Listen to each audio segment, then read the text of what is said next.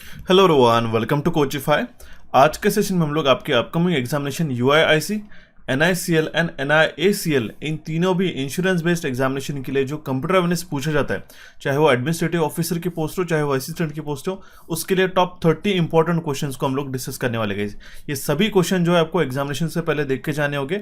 और computer awareness एक ऐसा गेम चेंजिंग प्लेटफॉर्म है आपके सिलेक्शन के लिए कि अगर आप इसमें से काफ़ी अच्छा स्कोर बना लेते हो तो काफ़ी सिलेक्शन के चांसेस आपके बढ़ जाते हैं। जितना आप बाकी के सेक्शंस को आप जैसे कि जनरल अवेयरनेस हो गया, जनरल नॉलेज हो गया, या फिर हम लोग कहेंगे करंट अफेयर्स है, बैंकिंग अवेयरनेस और क्वांटिटेटिव रीजनिंग, इंग्लिश, ये सारे टॉपिक्स को आप उतना ही समय देते हो, उतना ही अगर आप इक्वली थोड़ा सा समय अगर आप इसमें लगा के देते हो कंप्यूटर अवेयरनेस में, तो काफ़ी बड़ा एक गेम चेंजिंग प्लेटफॉर्म हो सकता है, गेम चेंजिंग सेक्शन हो सकता है आपके सिलेक्शन के लिए। और ये प्रूवन भी रह चुका है रिसेंट एग्जामिनेशन में। शुरू करने से पहले बताना चाहता हूँ गाइस, अगर आप कोचिफाई पे नए हो तो चैनल को सब्सक्राइब कीजिएगा और नोटिफिकेशन बेल को क्लिक करके ऑल पे क्लिक कीजिएगा आपके एग्जामिनेशन तक। और जैसे फरवरी में एग्जामिनेशन है 6 तारीख को, 13 तारीख, तो उसके लिए काफ़ी इंपॉर्टेंट अपडेट्स मैं आपको प्रोवाइड करने वाला हूँ, ठीक है। और इस कंप्यूटर अवेयरनेस सेक्शंस को हम लोग इक्वली प्रिपेयर करेंगे अच्छी तरीके से, so that at least 90% plus question को आप एक्यूरेटली अटेम्प्ट करके आओ, ठीक है। सेशन को शुरू करने से पहले बताना चाहता हूँ, अगर आपने इसके पहले का टॉप 50 क्वेश्चन वाला जो सेशन है, ठीक है, कंप्यूटर अवेयरनेस का यूआईसी और एनआईसीएल के लिए हमने जो बनाया था, काफ़ी पॉपुलर हो चुका है अभी रिसेंटली। वो अगर आपने नहीं देखा होगा तो उसको भी आप जाके देख सकते हो। इसकी लिंक आपको डिस्क्रिप्शन बॉक्स में मिल जाएंगी, या फिर रिसेंट सेशन जो है आप जाके देख सकते हो। साथ साथ अगर आपको करंट अफेयर्स के सेशन देखना होगा मंथली, जनवरी का भी आपका जल्दी आपका रिलीज होने वाला है। दिसंबर तक पूरे मंथली करंट अफेयर्स अपलोड हो चुके हैं। इसकी ई बुक्स भी अवेलेबल है। अगर आपको वीडियो सेक्शन देखना होगा, इसका कंप्लीट वीडियो देखना होगा, तो चैनल पे फ्री ऑफ कॉस्ट अवेलेबल है, इसको जाके जरूर चेकआउट कीजिएगा। साथ साथ अगर आपको बैंकिंग अवेयरनेस प्रिपेयर करना होगा तो ये काफ़ी पॉपुलर से सेशन हमारे पास प्रेजेंट है। ओके, क्लियर हो चुका। तभी हम लोग हमारे सेशन को शुरुआत करते हैं बिना किसी देरी के। देखिए, सबसे पहला क्वेश्चन है हमारे पास में, the file virus attaches itself to the, ठीक है, क्या कह रहा है, file virus attaches itself to the, ठीक है। मतलब कि क्या कह रहा है कि जो वायरस होता है वो खुद को किसके साथ अटैच करके भेज रहा है, ठीक है। इसका मतलब क्या है कि जो भी वायरस होता है, देखिए कोई भी अगर चीज़ है, लाइक हम लोग कहते हैं कि कोई भी एक हमारे पास पैच है, कोई भी पैच है इन सेंस, या फिर हम लोग कह सकते हैं छोटा सा सॉफ्टवेयर है, छोटा सा प्रोग्राम है, ठीक है। डिस्टर्बिंग प्रोग्राम रहता है, अगर वायरस रहता है वो डायरेक्टली तो इम्पैक्ट नहीं कर सकता, वो खुद को जो है एक एग्जीक्यूटेबल फाइल के साथ अटैच होकर भेजा जाता है, ठीक है। File virus attaches itself to the executable file, ठीक है। एग्जीक्यूटेबल फाइल मतलब क्या होता है, जैसे हमारे पास .exe फाइल होता है, ठीक है, एग्जीक्यूटेबल हम लोग उसको कहते हैं। ये होता है हमारे पास में फाइल एक्सटेंशन, ठीक है, जैसे आपने देखा होगा .pdf, ठीक है, ABC आपने लिखा होगा abc.pdf, ये ABC इसका नाम हो गया। .pdf क्या है, इसका फाइल एक्सटेंशन है। इससे हम लोग क्या पता कर सकते हैं कि इसकी फाइल की टाइप कौन सी है, ठीक है। अगर .png रहा तो इमेज बेस्ड फाइल है, .jpeg रहा, ठीक है, तो हमारा इमेज बेस्ड फाइल है। .mp3 रहा तो ये सॉन्ग बेस्ड फाइल है, ठीक है। .wav रहा तो ये क्या हमारे पास सॉन्ग बेस्ड फाइल है, ये एक्सटेंशंस रहते हैं, ठीक है। उसी तरीके से .exe भी एक हमारे पास एग्जीक्यूटेबल फाइल का एक्सटेंशन है। तो ये जो वायरसेस रहते हैं ये जनरली क्या होते हैं, एग्जीक्यूटेबल फाइल के साथ अटैच होकर आते हैं, और जिस टाइम पे हम लोग इसको एग्जीक्यूट करते हैं उस टाइम पे ये वायरस भी एग्जीक्यूट हो जाता है और सिस्टम को हार्म करने लग जाता है। क्लियर हो चुका, ऑप्शन सी इसका करेक्ट आंसर जाता है। अब हम लोग यहीं पे नहीं रुकते, कुछ हमें एडिशनल और वायरसेस के बारे में जो क्वेश्चन, एक क्वेश्चन डेफिनेटली पूछाता है उसके बारे में हम लोग पढ़ लेते हैं, ठीक है। देखिएगा काफी इंपॉर्टेंट है। ओके, अब देखिएगा यहां से एक क्वेश्चन डेफिनेटली काफी बार पूछा जाता है, जैसे कि वायरस, वॉर्म, ट्रोजन हॉर्स, की लॉगर और स्पाईवेयर के बारे में एक नया क्वेश्चन हमें मल्टीपल एग्जामिनेशन में देखा जाता है, ठीक है। तो देखिएगा वायरस क्या है, it replicates itself and spread from one computer to another by attaching itself to an existing program, अभी जैसे मैंने बोला। लेकिन इसमें से इंपॉर्टेंट पॉइंट होता है, अभी देखिए क्या होता है, एग्जामिनेशन में स्टेटमेंट दिया जाता है और आपको ये ऑप्शन इस तरीके से आते हैं, which the following replicates itself, ठीक है। जो खुद की कॉपीज बना सकता है, खुद को मल्टीप्लाई कर सकता है, खुद की कॉपीज बना सकते हैं, उसी को हम लोग कहते हैं रेप्लिकेट करना खुद को, ठीक है। और वो एग्जीक्यूटेबल फाइल में अटैच होकर स्प्रेड होता है एग्जिस्टिंग प्रोग्राम से, ठीक है। तो ये क्या होता है, ये होता है हमारा वायरस, ठीक है। आप देखिए मैं छोटे छोटे कीवर्ड्स आपको बता दे रहा हूँ। अगर आपको इस तरीके से पूछा गया कि कौन सा इसमें से कंप्यूटर मलवेयर ये हमारा या फिर वायरस जो है वो हमारा एक सेल्फ रेप्लिकेटिंग है, तो हम लोग उसका करेक्ट आंसर वहां पे मार्क कर पाएंगे, ठीक है। वॉर्म क्या है, या it is a stand alone malware computer program that replicates itself in order to spread to other computers without attaching itself to an existing program. यहाँ पे इसकी खासियत क्या है, ये कोई भी एक प्रोग्राम को अटैच होकर नहीं जाता है, वॉर्म, ठीक है, ये एक बात हो गया। ये भी एक हमारा सेल्फ रेप्लिकेटिंग है, ये भी बात ध्यान में रखना होगा। ठीक है, देन हमारे पास है ट्रोजन हॉर्स। ठीक है, ये हमारा खुद को रिपीट नहीं कर सकता है, खुद को डुप्लीकेट नहीं कर सकता। It is a non self replicating type of malware which appears to perform a desirable function but instead facilitate unauthorized access to the user's computer system। यहाँ पे मेजर कीवर्ड क्या होता है एग्जामिनेशन में कि अनऑथराइज एक्सेस को gain करने के लिए, ठीक है, कंप्यूटर सिस्टम के लिए, ठीक है, कोई भी पर्सन यूजर के लिए उसके कंप्यूटर सिस्टम को अनऑथराइजली एक्सेस करने के लिए जो हमारे पास वायरस होता है या फिर कंप्यूटर malware होता है जो कि हमारा नॉन रेप्लिकेटिंग है, वो है हमारा ट्रोजन हॉर्स। ये कुछ इसके जो डिटेल्स रहते हैं, ठीक है, रिमार्क्स है इसके, ये आप ध्यान में रखिएगा, एग्जामिनेशन में इंपॉर्टेंट होता है। की लॉगर्स क्या रहता है? ये हमारा प्रोग्राम है दैट कैप्चर्स की stroke on a compromised system. ठीक है, कॉम्प्रोमाइज सिस्टम क्या कहा जा रहा है, क्यों कहा जा रहा है? अगर आप कोई भी पासवर्ड जो है, ठीक है, कोई अदर साइबर कैफे से या फिर कोई भी अगर आप अनऑथराइज एक्सेस से अगर आप करते हो, कोई हम लोग को साइबर कैफे इसको पर्टिकुलरली मेंशन नहीं करेंगे, लेकिन कोई भी जो आपका अननोन कंप्यूटर है, कहीं पे भी आप इधर उधर जाते हो, कोई भी कंप्यूटर उसको एक्सेस करते हो, तो उस केस में आप जो है पासवर्ड किसके थ्रू एंटर करते हो?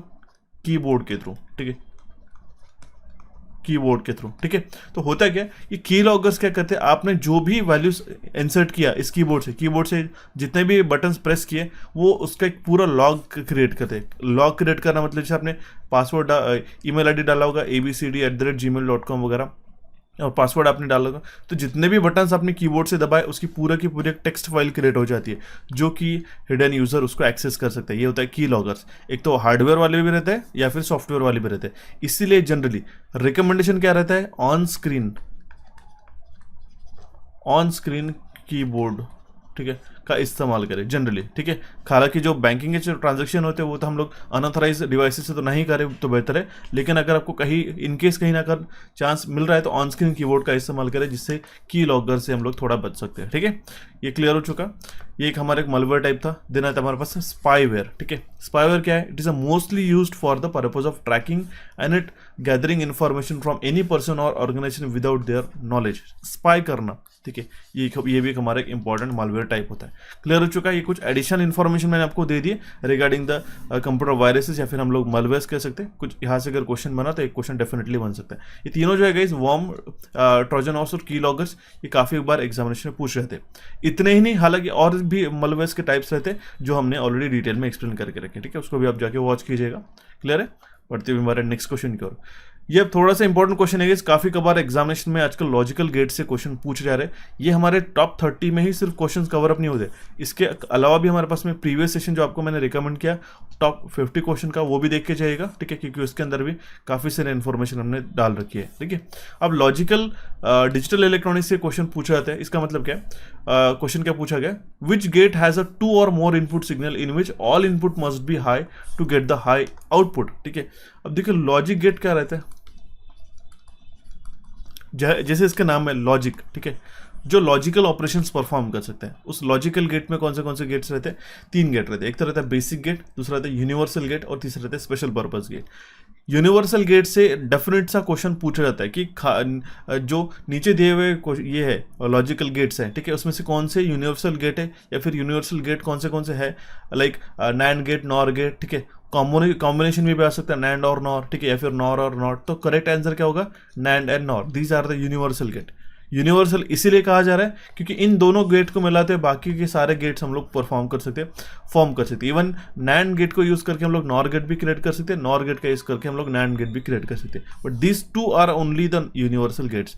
बेसिक गेट की अगर हम लोग बात करते हैं उसमें आता है एंड और नॉट। स्पेशल में आता है एक्सऑर और एक्सनॉर।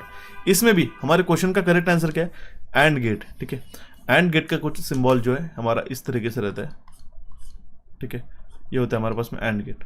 ठीक है, इसमें मल्टीपल इनपुट हो सकते हैं, बट लेकिन इसकी खासियत मैं आपको बता दूं, इसमें स्पेशलिटी क्या है?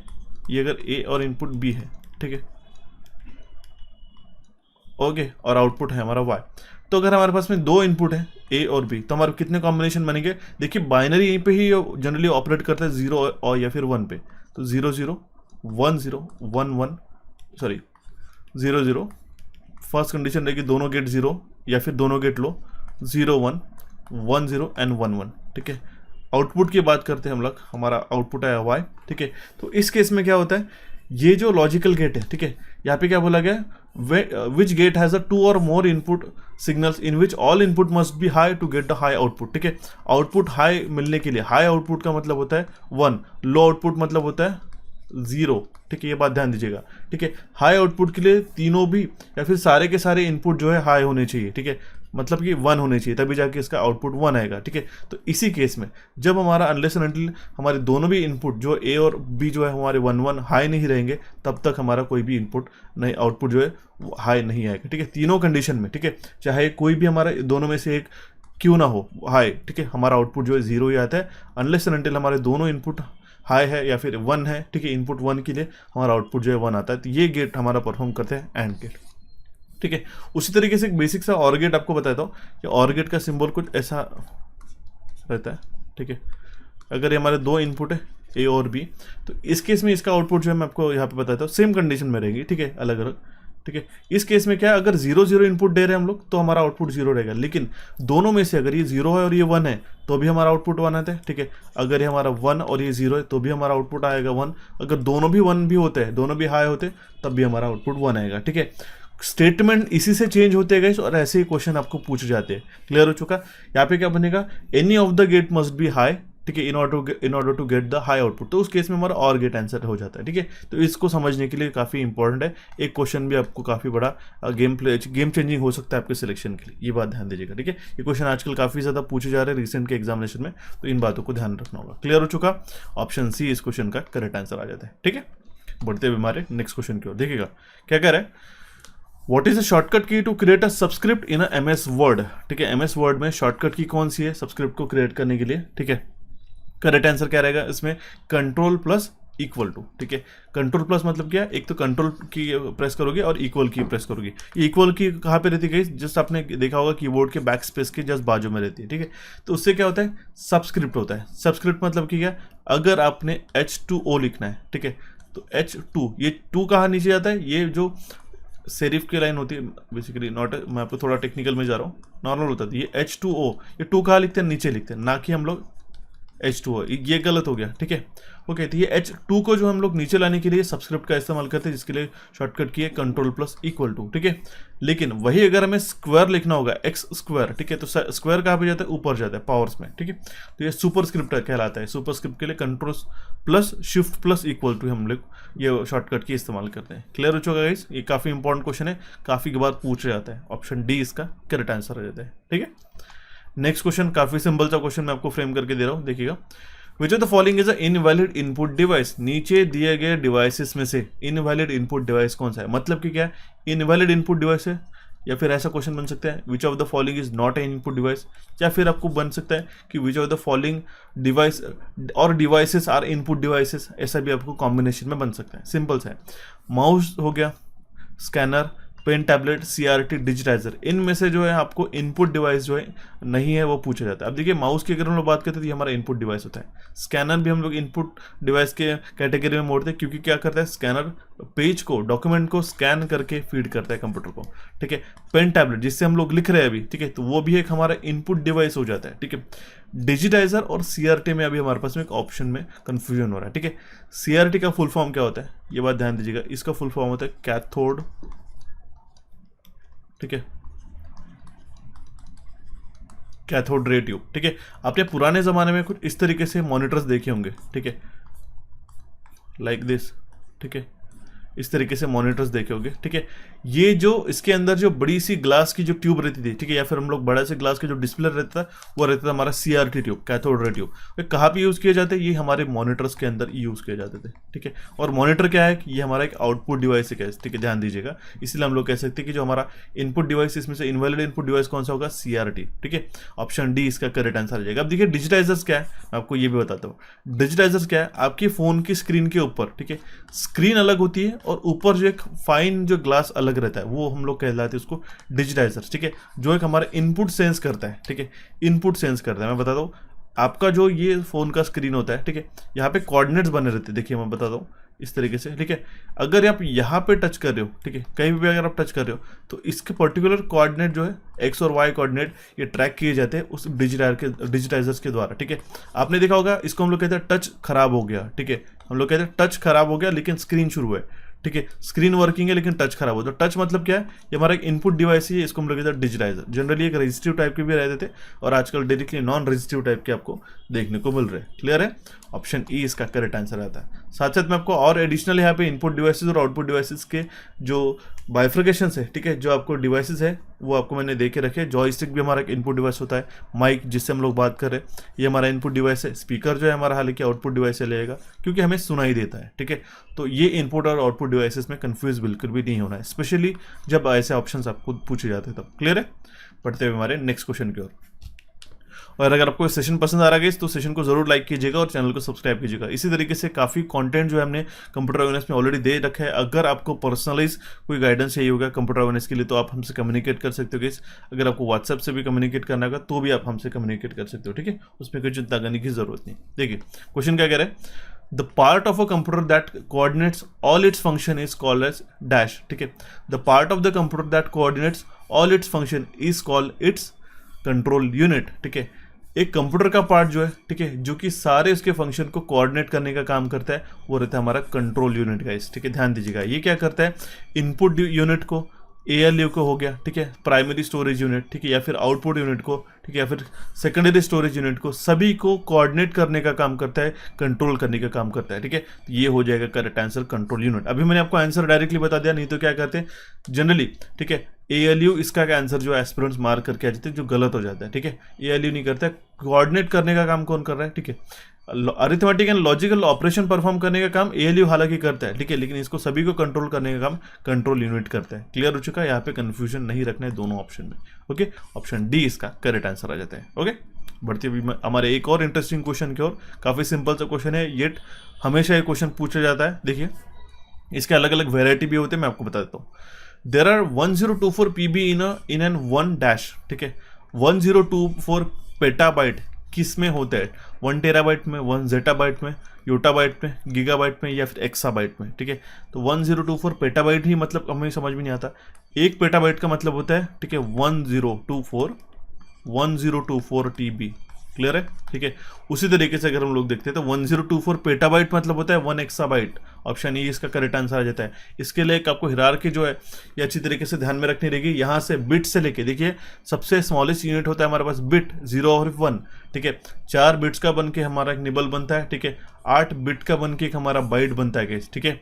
और 1024 बाइट का मिलके 1 किलोबाइट बनता है, ठीक है। सेम 1024 किलोबाइट का मिलके एक 1 मेगाबाइट बनता है।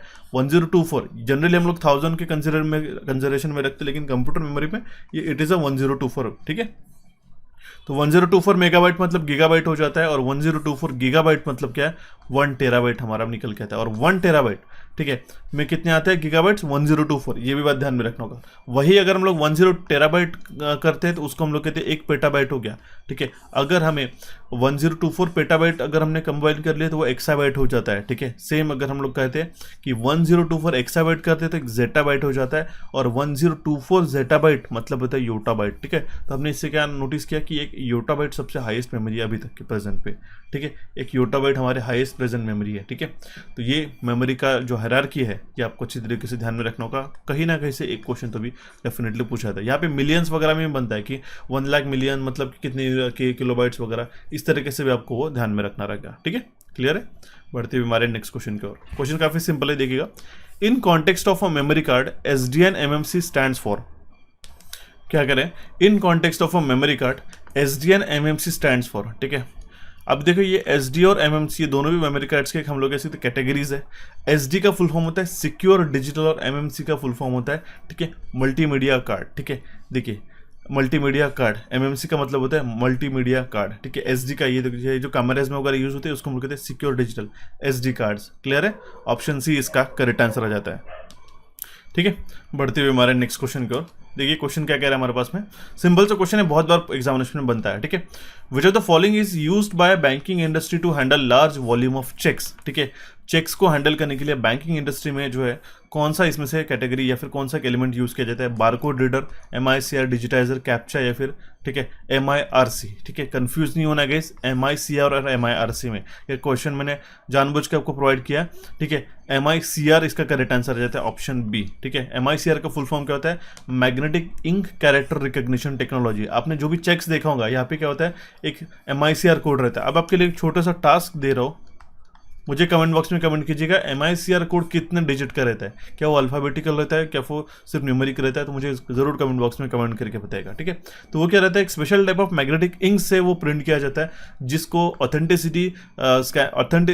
ऑथेंटिसिटी चेक करने के लिए जो है ठीक है चेक्स की ठीक है वो यूज़ किया जाता है। और इसको रीडर को ये MICR रीडर कहते हैं। ठीक है, MICR का फुल फॉर्म भी बन सकता है मैग्नेटिक इंक कैरेक्टर रिकॉग्निशन। यहाँ पे डायरेक्टली फुल फॉर्म ने पूछे जाते हैं what is C stands for, तो आप आएगा कैरेक्टर कोड कैप्चा इस तरीके से। ठीक है, तो एक एक जो डिजिट एक एक जो लेटर्स होते हैं उसको भी आपको स्पेसिफिकली ध्यान में रखना होगा, काफ़ी इंपॉर्टेंट है। ठीक है, ये काफ़ी प्रूवन रह चुका है इस रिसेंट एग्जामिनेशन में, जहाँ पे student most of the time confusion create करके गलत आंसर मार्क करके आते हैं, तो ये बात ध्यान में रखना होगा। Okay, option B will be the correct answer in this case.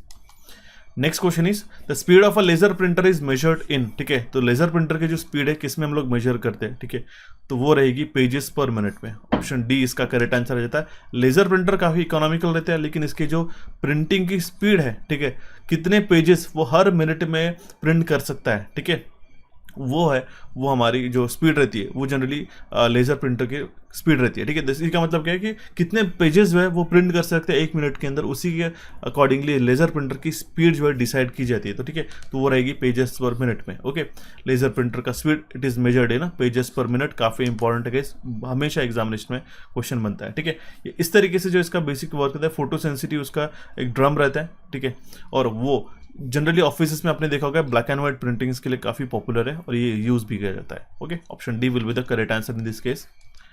Next question is, देखिए क्वेश्चन क्या कह रहा है, in order to rotate a screen one should choose the following key combination. अगर हमें स्क्रीन रोटेट करनी होगी, अगर आपने देखा होगा कंप्यूटर स्क्रीन काफ़ी कबार क्या होता है, गलती से आपका जो डेस्कटॉप का जो स्क्रीन है वो उसका ओरिएंटेशन चेंज हो जाता है, ये यहाँ पे टास्क बार आ जाने के बाद पूरा स्क्रीन ऐसा उल्टा हो जाता है। ठीक है, ये जो काफ़ी कबार आपने नोटिस किया होगा, ये जो स्क्रीन ओरिएंटेशन है ये रोटेट हो जाने के बाद में अगर आपको स्टेबल लाना होगा, घुमाना होगा, उसको एक जगह लाना होगा, ठीक है, इस डायरेक्शन में या फिर इस डायरेक्शन में, डाउन डायरेक्शन या फिर इस डायरेक्शन में, काफ़ी कबार हमें रिक्वायरमेंट रहती है कि हम लोग वर्टिकल मॉनिटर्स भी आजकल काफ़ी पॉपुलर हो चुके हैं। ठीक है, तो इसको रोटेट करने के लिए शॉर्टकट की का इस्तेमाल किया, कौन सा कर देंगे हम लोग, control plus alt plus arrow की। ठीक है, एरो की कितनी होती है हमारे पास में, 4, एक अप, ठीक है, राइट वेज, डाउन या फिर लेफ्ट वेज। ठीक है, तो 4 एरो कीज रहती है। ठीक है, तो ये जो शॉर्टकट कीज आपको ध्यान में रखनी रहेगी अगर आपको स्क्रीन को रोटेट करना है, तो है हमारे पास control plus alt plus arrow keys. ठीक है, एरो कीज हमारे पास आती है 4। क्लियर हो चुका, option D will be the correct answer in this case. So यहाँ तक क्लियर हो चुका। नेक्स्ट क्वेश्चन की ओर बढ़ने से पहले आपको कुछ चीज बताना चाहता हूँ गाइस, अगर आप कोई भी कंप्यूटर अवेयरनेस के एक स्टैंडर्ड सिलेबस की बात करते हो तो उसके अंदर ये मेजर टॉपिक जो है, introduction of computer, memory, computer hardware, OS, software and programming languages, computer network and topologies, internet and computer security, number system, OSI, DBMS, MS office, abbreviation, file extension and shortcut keys. ठीक है, ये जो हमने specially red करके रखा है, इसमें से काफ़ी ज़्यादा आजकल वेटेज आ रहा है। ठीक है, इनफैक्ट पूरा के पूरा सिलेबस ही कंप्लीट सिलेबस होता है। ये इतने सारे टॉपिक्स आपके कवर करने रहते हैं आपके हर एक कंप्यूटर अवेयरनेस के एग्जामिनेशन के लिए, जहाँ पे भी आपको कंप्यूटर अवेयरनेस पूछ जाता है। और ये सारे प्रूवन सेशन जो है, हमने सारे सेशन वीडियो फॉर्मेट में हमने इस कंप्यूटर एक्सप्रेस कोर्स के अंदर एक्सप्लेन करके रखे। अगर आप हमने जहाँ पे कंप्यूटर एक्सप्रेस कोर्स, जिस तरीके से हमने इसका नाम मेंशन किया गया एक्सप्रेस कोर्स, इसी का मतलब है अगर आपको एग्जामिनेशन के पहले कुछ ही दिनों में अगर आप 7 डेज के अंदर भी तैयारी करते हो तो आप अश्योरिटी देते हो कि काफ़ी 80 to 90% आप सिलेबस कवर कर लेते हो और एग्जैक्ट अप्रोप्रिएट और एक्यूरेट क्वेश्चंस आप 80 to 90% करेक्ट मार्क करके आ सकते हो। ठीक है, अगर आपने इसके पहले 15 दिन से अच्छी तरीके से शुरुआत कर दी तो आप पूरे के पूरे क्वेश्चन जो है कंप्यूटर अवेयरनेस के एक्यूरेट लेके आ सकते हो। ठीक है, इसके लिए आपको ये हमारा जो कंप्यूटर एक्सप्रेस कोर्स, ठीक है, परीक्षा के आखिरी दिनों में पढ़ने वाले स्टूडेंट्स के लिए हमने कंप्लीटली आपको जो है फुल लेंथ वीडियो लेक्चर्स के साथ, इंपॉर्टेंट टेबल्स, चार्ट के साथ में, ठीक है, 1 ईयर वैलिडिटी के साथ में हमने ये कोर्स रिलीज किया है गाइस। ठीक है, इसको आप अगर आपने नहीं ज्वाइन किया तो आप इसको सिर्फ 249 रुपीज़ में पूरे साल भर के लिए एनरोल कर सकते हो। वीडियो लेक्चर से चाहे कितने भी बार आप इसको एक्सप्रेस वीडियो कोर्स को देख सकते हो। ठीक है, और आपके हर एक बैंकिंग और इंश्योरेंस के एग्जामिनेशन के लिए यूजफुल रहेगा, जहाँ पे भी आपको कंप्यूटर अवेयरनेस पूछ रहे थे। और ये सारे टॉपिक जो हमने ऊपर मेंशन करके रखे वो आपको वहाँ पे देखने को मिलेंगे। कूपन कोड कौन सा होगा, स्पीड 50 ये कूपन कोड लगेगा। काफ़ी प्रूवन कोर्स रह चुका गाइस 2022 से।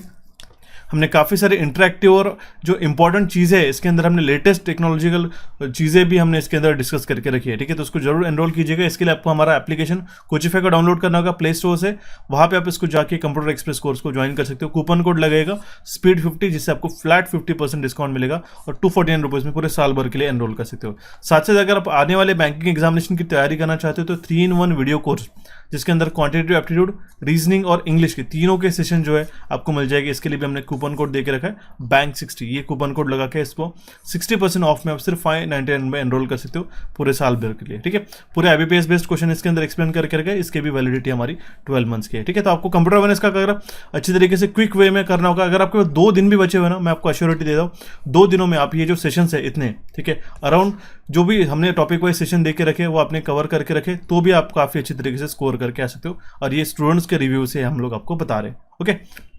तो इसको जरूर एनरोल कीजिएगा, दोनों भी कूपन कोड को ध्यान में रखते हुए। अभी हम लोग हमारे क्वेश्चन की ओर कंटिन्यू करते हैं और देखते हैं हमारा नेक्स्ट क्वेश्चन। देखिए क्वेश्चन क्या कह रहा है, Windows 11 was released on which date. अभी मैं आपको एक क्वेश्चन बताता हूँ, एक जो रिसेंटली जो है विंडोज 7 के बारे में जो है उसका जो सपोर्ट है कौन से तारीख को बंद हुआ था, वहां से भी क्वेश्चन काफी बार पूछा गया था, ठीक है। वो था जनवरी 14, 2020 को विंडोज 7 का जो ऑफिशियल सपोर्ट था माइक्रोसॉफ्ट से मिलने वाला वो बंद कर दिया गया, ठीक है। उस दिन से वो टर्मिनेट हो चुका है, आउट ऑफ सपोर्ट हुआ, ठीक है।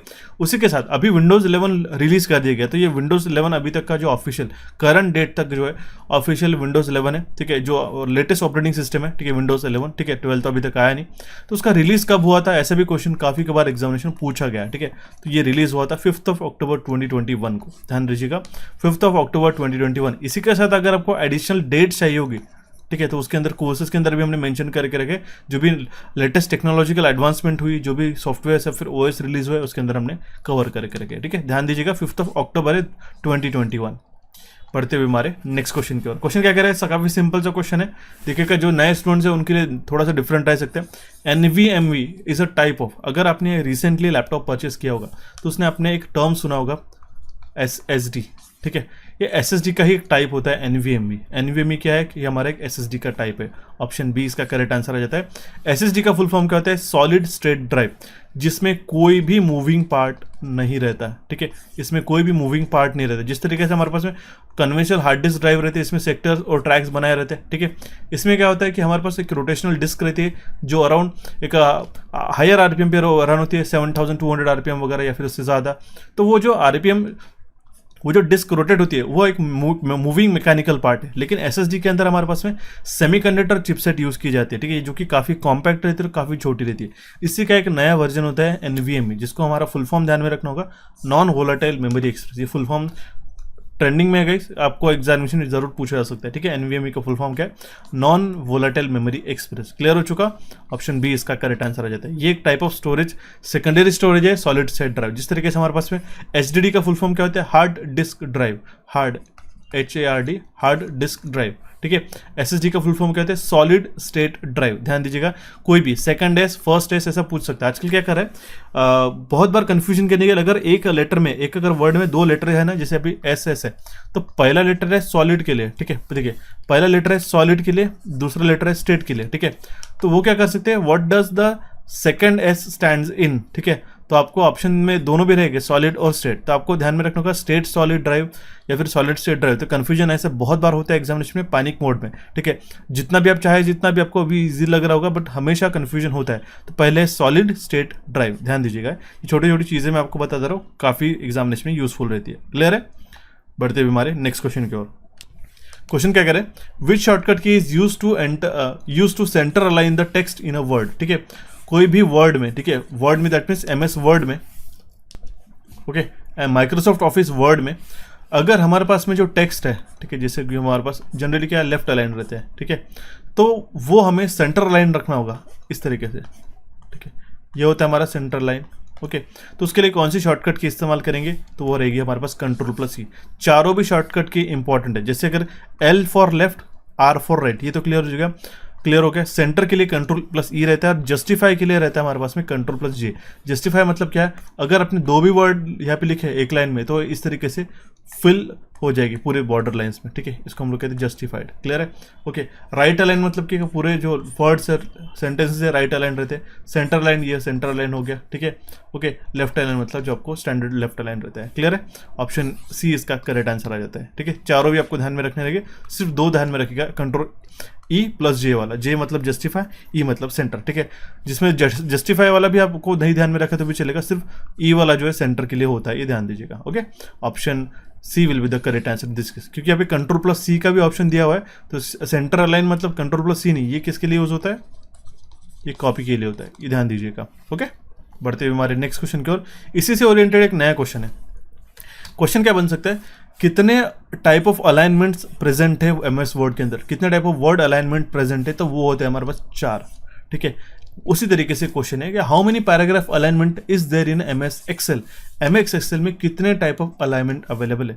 काफ़ी सारे स्टूडेंट्स इसका आंसर 9 मार्क करके आ जाते हैं, जो कि गलत है। आपको बताता हूँ, इसके अंदर रहते 6 कौन से थे। एक तो देखिए, पहला रहता है एक तो हमारे पास में टॉप, मिडल या फिर बॉटम। तीसरा रहता है हमारे पास में लेफ्ट, फोर्थ रहता है हमारे पास लेफ्ट, सेंटर और राइट। ये हो गया हमारे पास 6 टाइप ऑफ अलाइनमेंट, ठीक है, पैराग्राफ अलाइनमेंट, ठीक है। इसमें क्या रहता है, आप देखिए, इसको काउंट मत कीजिएगा, फर्स्ट 1 2 3 4 5 6 7 8 9 इस तरीके से नहीं, ठीक है। एक तो टॉप रहता है अलाइनमेंट, मिडल अलाइनमेंट रहता है, फिर बॉटम अलाइनमेंट रहता है। एक तो लेफ्ट रहता है, सेंटर रहता है या फिर राइट अलाइनमेंट। यहाँ पे जस्टिफाइड नहीं रहता है, ध्यान दीजिएगा, क्लियर है, ठीक है। एमएस एक्सेल की बात करें हम लोग, ओके, तो ये 6 आपको पैराग्राफ अलाइनमेंट ध्यान में रखने रहेंगे, ओके। जैसे कि मिडल सेंटर हो गया, आपको डेमोन्स्ट्रेशन से देखते ही समझ में आ जाऊंगा, ठीक है, इसको कोई एक्सप्लेन करने की जरूरत नहीं, ओके। ऑप्शन सी इसका करेक्ट आंसर आ जाता है। बढ़ते हुए हमारे नेक्स्ट क्वेश्चन की ओर गाइस। क्वेश्चन क्या कह रहे हैं, number of pins present in a VGA cable, VGA cable के अंदर कितने हमारे पास पिन्स प्रेजेंट रहते हैं। वीजीए केबल का सबसे पहले तो फुल फॉर्म और यूज आपको पता होना चाहिए। वीजीए केबल जो है हम लोग मॉनिटर्स को कनेक्ट करने के लिए यूज़ करते हैं, ठीक है, मॉनिटर्स को कनेक्ट करने के लिए। उसके बाद भी अभी हमारे पास में जो टेक्नोलॉजी आई वो आई HDMI, ठीक है। ओके, HDMI का फुल फॉर्म जो मुझे कमेंट बॉक्स में कमेंट करके बताइएगा गाइस, ठीक है। अभी काफ़ी जगह अभी भी वीजे केबल्स का इस्तेमाल किया जाता है। वीजे में टोटल नंबर ऑफ पिन्स रहती है 15 पिन्स, ठीक है, जिसका फुल फॉर्म होता है वीडियो ग्राफिक्स अरे, ठीक है। अगर उसको आप देखते हो तो ऊपर के रो में ये 1 2 3 4 5 6 7 8 9 10 11 12 13 14 एंड 15 ऐसे टोटल 15 पिन रहती है, ठीक है। ये आपने केबल देखा ही होगा लाइफ में कभी ना कभी, ठीक है। तो इसमें अंदर 15 पिन्स रहती है और ये क्वेश्चन पूछा गया क्वेश्चन है गाइस, ठीक है। इसका फुल फॉर्म भी पूछा जाता है, क्लियर है। ऑप्शन डी इसका करेक्ट आंसर आ जाता है। किसके लिए यूज़ किया जाता है ये भी ध्यान में रखिएगा, मॉनिटर्स को कनेक्ट करने के लिए या फिर हमारे पास प्रोजेक्टर्स को कनेक्ट करने के लिए, जहाँ पे भी वीडियो आउटपुट करना होगा उसके लिए भी हम लोग इसको इस्तेमाल कर सकते हैं, ठीक है। बढ़ते हुए हमारे नेक्स्ट क्वेश्चन की ओर। क्वेश्चन देखिएगा क्या कह रहा है, What does VoIP stands for, ठीक है। आपने देखा होगा आजकल जो लेटेस्ट फोन्स अगर आप ले रहे होंगे, ठीक है, तो VoIP सपोर्टेड कर रहे हैं, ठीक है। VoIP का फुल फॉर्म होता है वॉइस ओवर इंटरनेट प्रोटोकॉल, ठीक है। जहाँ पे आपका स्टैंडर्ड कॉलिंग जो रहता है, ठीक है, वो सिम कार्ड की कॉलिंग ना होते हुए वो इंटरनेट के थ्रू कॉल चलती है, जिससे और हायर क्वालिटी में हमें कम्युनिकेशन देखने को मिलता है। उसका फुल फॉर्म होता है वॉइस ओवर इंटरनेट प्रोटोकॉल।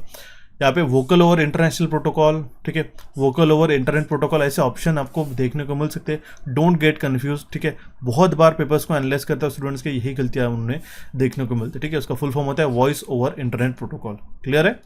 बढ़ते हुए हमारे नेक्स्ट क्वेश्चन की ओर। क्वेश्चन काफ़ी सिंपल है गाइस, ध्यान दीजिएगा, ठीक है। क्या कर रहा है, शॉर्टकट कमांड टू इंक्रीज और decrease the fund size in MS word और पावर पॉइंट, ठीक है। फंड साइज को अगर हमें बढ़ानी या फिर घटानी होगी तो कौन सी शॉर्टकट की का इस्तेमाल करेंगे। अगर हमें बढ़ानी होगी तो हम लोग एक शॉर्टकट की है कंट्रोल प्लस, जो हमारे पास में राइट स्क्वायर ब्रैकेट है उसको भी यूज़ कर सकते हैं। डिक्रीज करने के लिए कंट्रोल प्लस लेफ्ट ब्रैकेट का, ठीक है, ये भी यूज़ की जाती है। या फिर अगर हम लोग control plus shift plus less than, या फिर हम control plus shift plus greater than, या फिर अगर हमें डिक्रीज करना होगा तो control plus shift plus less than, ठीक है। ये भी हम लोग इसका इस्तेमाल कर सकते हैं। ये दोनों है, इसलिए इसका करेक्ट आंसर आ जाता है ऑप्शन सी। अगर आपके पास लैपटॉप या फिर PC है, ठीक है, तो आप ये दोनों भी कमांड यूज़ करके देखिएगा। एक टेक्स्ट को सिलेक्ट कीजिएगा यहाँ से यहाँ तक के पूरा, ठीक है, और ये दोनों कमांड यूज़ करके देखिएगा। आप इसको घटा या फिर बढ़ा या फिर घटा सकते हो, ठीक है, क्लियर है। ऑप्शन सी इसका करेक्ट आंसर आ जाता है। नेक्स्ट क्वेश्चन है गाइज, व्हाट इज EEPROM, ठीक है। EEPROM का फुल फॉर्म क्या है, ये हमें क्वेश्चन में पूछा गया, ओके। ये electrically erasable programmable read only memory ये रहता है, ओके। ये क्या है बेसिकली, ये है हमारी EEPROM, ये हमारी रीड ओनली मेमोरी है। जो कि इरेज की जा सकती है और रीप्रोग्राम की जा सकती है, ठीक है। इलेक्ट्रिकली हम लोग इसको इरेज कर सकते हैं, ओके। ऑप्शन ए इसका करेक्ट आंसर आ जाता है। कुछ सर्टेन अमाउंट ऑफ चार्ज है, फिर हम लोग वोल्टेज इसको अप्लाई करके ये करते हैं, ठीक है। एक हालांकि एक अल्ट्रावायलेट वाली भी रहती है और एक हमारे स्टैंडर्ड भी रहती है। तो ध्यान दीजिएगा, कुछ एक मेमोरी के बारे में मैं आपको एक छोटा सा ब्रीफिंग करके दे रहा हूँ। मेमोरी में रहता है प्राइमरी मेमोरी और सेकेंडरी मेमोरी, जिसमें प्राइमरी मेमोरी में कैशे मेमोरी रहती है और उसी के अंदर हमारे पास में रैम भी रहती है, ठीक है। रैम का फुल फॉर्म होता है रैंडम एक्सेस मेमोरी, जिसके अंदर रहता है एस रैम और डी रैम। ये पूरा टेबल और चार्ट जो है अच्छी तरीके से हमने उस कोर्स के अंदर एक्सप्लेन किया है, थोड़ा सा समय लेके। अभी हम लोग इस क्वेश्चन को कवर करें, इसलिए हम लोग इसको ज़्यादा डिटेल में नहीं जाएंगे, लेकिन जो मेजर हाईलाइट्स होते हैं जहाँ से क्वेश्चन बनते हैं वो आपको मैं बता देता हूँ। सबसे पहले आप पूछे जाएंगे कि कैशे रैम मेमोरी कौन सी है या फिर एस रैम डी रैम में कौन सी मेमोरी है। वोलाटाइल मेमोरी, वोलाटाइल का मतलब क्या है, सिस्टम को ऑफ कर दिया तो उसके अंदर डेटा जितना भी रहेगा, ठीक है, वो इरेज हो जाएगा। अगर आपने कंप्यूटर को बंद कर दिया तो रैम के अंदर जितना भी डेटा स्टोर रहता है वो इरेज हो जाएगा। हालांकि अगर हम लोग सेकेंडरी मेमोरी की बात करते हैं, जिसके अंदर हमारे पास मैग्नेटिक टेप हो गया, मैग्नेटिक डिस्क हो गया, ठीक है, ऑप्टिकल ड्राइव्स हो गए, सीडी डीवीडी ड्राइव्स, ठीक है, रोम हो गया, रीड ओनली मेमोरी, ठीक है, जिसमें पी रोम ई प्रोम रहता है, ई प्रोम, ये सारी नॉन वोलेटाइल कैटेगरी में आती है। अगर आपने कंप्यूटर को ऑफ कर दिया, पूरा पावर कट कर दिया, तो ये सेकेंडरी मेमोरी जितना भी डेटा रहता है वो रिटेन रहता है, एज इट इज रहता है, वो इरेज नहीं होता। इस तरीके से ध्यान रखिएगा। वोलाटाइल मतलब उड़ जाने वाली, नॉन वोलाटाइल मतलब नहीं उड़ने वाले, ठीक है। वोलाटाइल मतलब उड़ने वाली, इतना भी अगर आप कीवर्ड ध्यान में रखते हो तो एग्जामिनेशन में कंफ्यूजन नहीं होता है। बहुत बार मैं ये चीज़ें छोटे छोटे न्यूमोनिक्स इसलिए बताता हूँ कि नॉट नेसेसरी आप पूरे टेक्नोलॉजिकल टर्म से जाओ, ठीक है। छोटी मोटी चीज़ें अगर आपको न्यूमोनिक्स से ध्यान में रखते थे तो इससे काफ़ी हमारा बेनिफिट ये होता है, ठीक है। ये टेबल को जरूर अच्छी तरीके से समझ के जाइएगा, ठीक है। क्लियर है? पढ़ते हुए हमारे नेक्स्ट क्वेश्चन पे। क्वेश्चन क्या कह रहा है देखिएगा। Dash is a language translator whose source language is an assembly language and the target language is an binary machine language। ठीक है, क्या कह रहा है कि इसमें से कौन सा एक हमारा लैंग्वेज ट्रांसलेटर है जिसका सोर्स लैंग्वेज जो है असेंबली लैंग्वेज होता है और जो टारगेट लैंग्वेज रहता है वो रहता है हमारे पास मशीन बाइनरी मशीन लैंग्वेज, तो होता है हमारे पास assembler. Option D will be the correct answer in this case. अब देखिए तीन इंपॉर्टेंट चीज़ें आपको ध्यान में रखने का। इंटरप्रेटर क्या होता है, कंपाइलर क्या होता है, असेंबलर क्या होता है। इंटरप्रेटर मतलब वो जो high level language to lower level language या फिर असेंबली लैंग्वेज या फिर बाइनरी लैंग्वेज में कन्वर्ट करता है। हाई लेवल लैंग्वेज को कन्वर्ट करने के लिए लोअर लेवल लैंग्वेज में कन्वर्ट करने के लिए कंपाइलर का इस्तेमाल किया जाता है। असेंबलर क्या कहते हैं, कंप्यूटर इंस्ट्रक्शन को बाइनरी 0 फिर 1 में कन्वर्ट करते हैं। बेसिक से मैंने डाल के रखा, हालांकि इससे और एडवांस में हमने ऑलरेडी डिस्कस करके रखा, लेकिन इतना ही काफ़ी क्या कबार एग्जामिनेशन में क्वेश्चन के फॉर्म में पूछा जाता है। ओके, डी इसका करेक्ट आंसर आ जाएगा। नेक्स्ट क्वेश्चन देखते हैं। एक क्वेश्चन, एक से दो क्वेश्चन जरूर आपको रिबन्स के ऊपर, माइक्रोसॉफ्ट ऑफिस के ऊपर पूछे जाएंगे, ठीक है। अगर आपको सिर्फ माइक्रोसॉफ्ट ऑफिस का सेशन चाहिए तो मुझे जरूर बताइएगा, वो भी मैं आपको सेपरेटली प्रोवाइड करा दूंगा। देखिए, प्रूफिंग लैंग्वेज कमेंट्स और चेंजेस, ये ग्रुप जो है कौन से टैब में है हमारे MS एक्सेल में, तो ये रिव्यू टैब में आते हैं। अब देखिए ये जो ऊपर के रहते हैं ये टैब्स रहते हैं, ठीक है। File, home, insert, draw, page layout, formulas, data, review, view, help, Acrobat. ये तो हालांकि एक्रोबैट का एज अ एडिशनल एक्सटेंशन होता है। अब देखिए इसके अंदर हमने क्या किया, रिव्यू टैब के अंदर ही ग्रुप्स होते हैं। प्रूफिंग हो गया, accessibility, insight, language, comments, notes, protect, ink, ये सारे हमारे पास में ग्रुप्स हो गए। तो क्या ये जो proofing languages, comment and changes, ठीक है, proofing languages, changes and comments किसके हमारे पास में ये है, ये हमारे पास में रिव्यू टैब के अंदर आता है। क्लियर है? Option D will be the correct answer in this case. Next question की ओर बढ़ते, क्या कह रहा है हमारे पास में। Dash is a record and playback tool that simply records your Excel steps and help to play it back as many times as you want। ये क्या कह रहा है, Dash is a record and playback tool, ठीक है, that simply records your Excel step and help you to play it back as many times as you want। ठीक है, अगर एक आपको सेल्फ रिपीटेटिव चीज़ें जो है, ठीक है, सेल्फ रिपीटेटिव चीज़ें जो आपको करनी होगी, ठीक है, तो उसके लिए क्या आप सेम प्रोसेस या फिर सेम की स्ट्रोक दोहराओगे क्या? नहीं, उसके लिए लोग मैक्रोस का फैसिलिटी रहता है। मैक्रोस क्या करता है, जिससे अगर आपने यहाँ पे देखिए ऑप्शन लिखे होंगे ABCD, या फिर अगर आपने ऐसा लिखना होगा ANS आंसर, ठीक है, तो आप इसको क्या कर सकते हो, डायरेक्टली मैक्रो में सेट कर सकते हो, एक शॉर्टकट की इस्तेमाल करके पूरा प्रिंट हो जाएगा। ठीक है, अगर आपने लिखा होगा क्वेश्चन QUESTION, आपको हर जगह क्वेश्चन ऐसा लिखना पड़ रहा है, तो आप हर बार टाइप करोगे या फिर हर बार कॉपी पेस्ट करोगे क्या? नहीं, इसके लिए मैक्रो सेट करोगे। ठीक है, ये वर्ड के अंदर भी होता है और एक्सेल के अंदर भी हमारे पास प्रेजेंट रहता है, इसी को हम लोग कहते हैं मैक्रोस। ऑप्शन डी इसका करेक्ट आंसर आ जाता है। Okay, next question is which function key is commonly use for changing the normal view to the full screen. कभी भी हम लोग ब्राउजर के अंदर,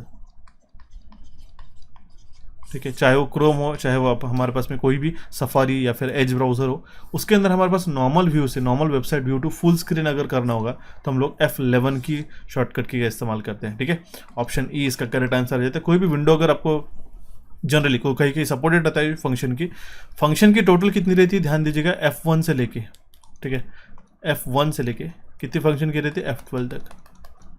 ओके, इंपॉर्टेंट है, ये काफ़ी कबार पूछे थे, जिसमें कि F1 है ये यूनिवर्सल हेल्प के लिए इस्तेमाल किए जाते हैं, ठीक है। ऑप्शन ई इसका करेक्ट आंसर आ जाता है। बढ़ते अभी हमारे नेक्स्ट क्वेश्चन की ओर गाइस, देखिए क्वेश्चन क्या कह रहा है हमारे पास में, what is the full form of SLSI। SLSI का फुल फॉर्म हमें पूछा गया, यहाँ से क्वेश्चन हमेशा पूछा जाता है। SLSI का फुल फॉर्म होता है सुपर लार्ज स्केल इंटीग्रेशन, ठीक है, सुपर लार्ज स्केल इंटीग्रेशन, ठीक है। जो भी ट्रांजिस्टर में हमारे पास टेक्नोलॉजिकल इंप्रूवमेंट हुआ है, ठीक है, जैसे कि SSI, MSI, LSI, VLSI, SLSI और हमारे पास ULSI से, तो वहाँ पे क्या हुआ कि हमारे पास में नंबर ऑफ ट्रांजिस्टर जो है वो बढ़ते गए। SSI में क्या होता है, स्मॉल स्केल ट्रांजिस्टर में 10 ट्रांजिस्टर उसके अंदर यूज़ किए उस टेक्नोलॉजी में। MSI के अंदर क्या यूज़ किया, मीडियम स्केल इंटीग्रेशन में, इसका फुल फॉर्म में ध्यान दीजिएगा 10 से लेकर 100 तक। LSI में क्या हुआ, 100 से लेकर 1000 ट्रांजिस्टर के बीच में यूज़ किया गया। VLSI में 1000 से लेकर 10,000 ट्रांजिस्टर यूज़ किए गए।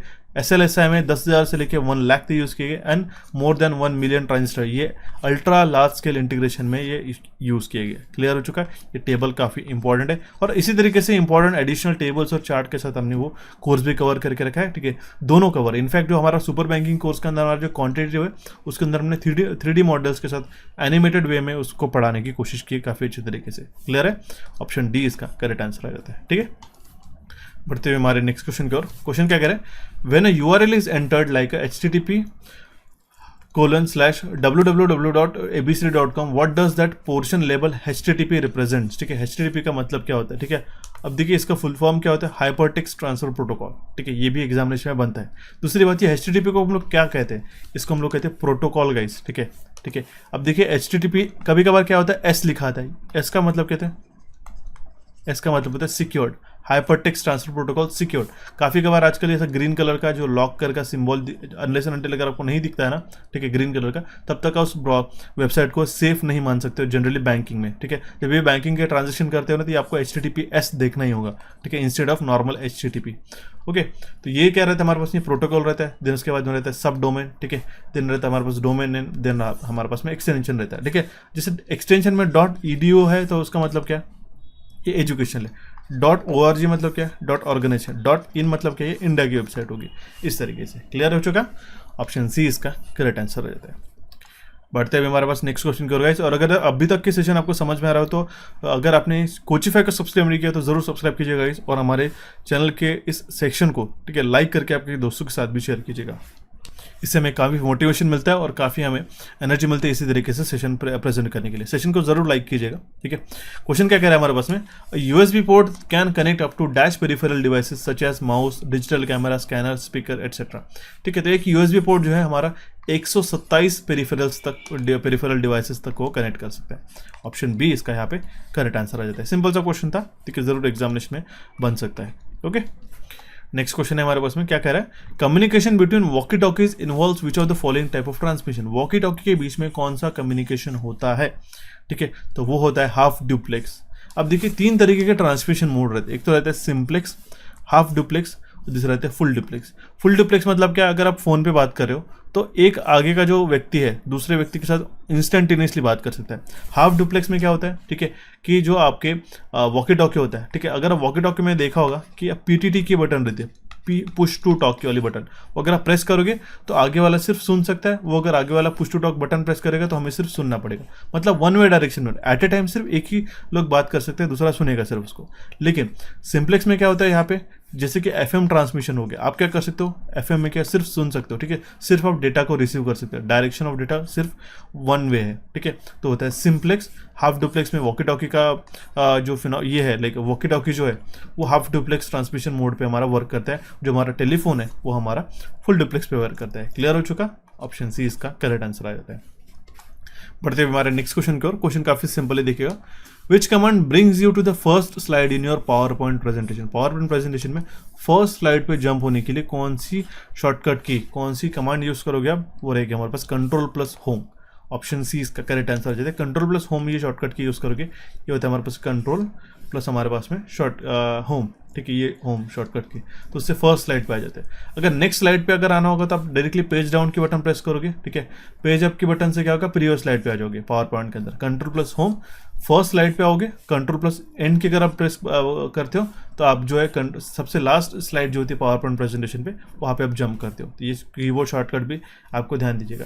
अभी मैं आपको बताना चाहता हूँ कि एक एग्जामिनेशन में RRBs की ये टोटल नंबर ऑफ कीज कितनी होती है नम पैड की, वो भी पूछी गई थी, ठीक है, वो भी ध्यान देना होगा। देखिए काफ़ी सिंपल सा क्वेश्चन था, क्लियर हो चुका। ऑप्शन सी इसका करेक्ट आंसर आ जाता है। नेक्स्ट क्वेश्चन है, कंट्रोल प्लस F1 ये मेनू जो है किसके लिए इस्तेमाल किया जाता है? फाइल को ओपन करने के लिए, open the help dialog box, hide और show the ribbon, display the shortcut menu, ठीक है। तो ये कंट्रोल प्लस F1 की जो है ये जनरली हमारे हाइड या फिर शो करने के लिए इस्तेमाल किया जाता है रिबन्स को, ठीक है। ये क्या होती है, रिबन्स, ठीक है, ये जो रहती है फाइल के नीचे होम डिज़ाइन। तो ये जो आपको इतना सेक्शन दिखाई दे रहा है ना, ये अगर आपको हाइड करना होगा, एक्स्ट्रा स्पेस चाहिए होगा तो आपको, ठीक है, ये पूरा इरेज करके पूरा का पूरा ऐसे आ जाता है, ठीक है। ये पूरा स्पेस जो है हमारा यूटिलाइज होता है, ठीक है। इसको शो और हाइड करने के लिए शॉर्टकट की होती है कंट्रोल प्लस F1, ध्यान दीजिएगा। ऑप्शन सी इसका करेक्ट आंसर आ जाता है, ठीक है। काफी इंपॉर्टेंट क्वेश्चन था, ऑप्शन सी इस क्वेश्चन का करेक्ट आंसर रहता है, शो और hide the ribbon control plus F1 shortcut की। 1 से 2 क्वेश्चन शॉर्टकट के से डेफिनेटली पूछे जाते हैं, मस्ट है ये, ओके। नेक्स्ट क्वेश्चन होता है, देखिए ये क्वेश्चन ऑलरेडी अपीयर हो गया है, इसका आंसर IPv6 जो है ये एडवांस वर्जन है IPv4 एड्रेस का।